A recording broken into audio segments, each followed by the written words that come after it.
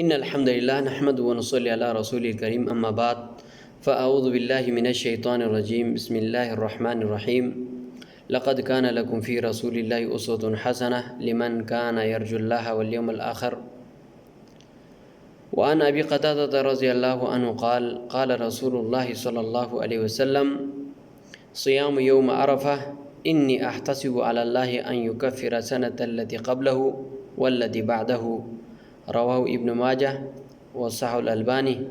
محترم بھائیوں، یہ مبارک مہینہ جس کی پہلی 10 دن اللہ تبارک و تعالیٰ نے بہت فضیلت رکھی ہے، ان 10 دنوں میں نیک عمل کرنا باقی مہینوں کی نیک عمل سے بہت افضل ہے، اور خصوصی طور پر 9 ذی الحجہ کو یعنی یوم عرفہ کے دن روزہ رکھنا بہت زیادہ ثواب کے باعث ہے۔ پیارے نبی علیہ الصلوۃ والسلام فرماتے ہیں صیام یوم عرفہ انی احتسب علی اللہ ان یکفر سنۃ التی قبلہ والتی بعدہ۔ یوم عرفہ کا روزہ رکھنا یعنی 9 ذی الحجہ کا روزہ رکھنا، میں اللہ سے امید کرتا ہوں سابقہ 1 سال اور آنے والے 1 سال کا گناہ اللہ معاف کر دے گا۔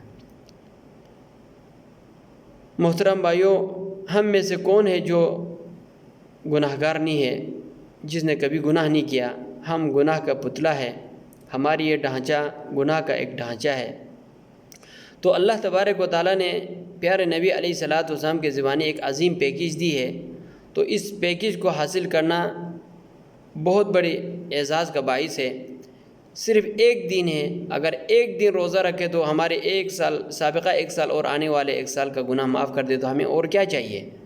تو تمام بھائیوں سے گزارش ہے یوم عرفہ کے دن ضرور روزہ رکھے، یعنی یہ 9 ذی الحجہ کا دن ہے۔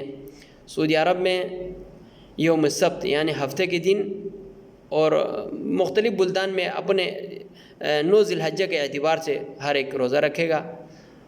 اس کا روزہ رکھنا باعث ثواب ہے، سابقہ 1 سال اور آنے والے 1 سال کا گناہ اللہ تبارک و تعالیٰ معاف کر دیتا ہے۔ اللہ تبارک و تعالیٰ اس عظیم مہینے کے اندر اس عظیم دن کا روزہ رکھنے کی ہمیں توفیق دے۔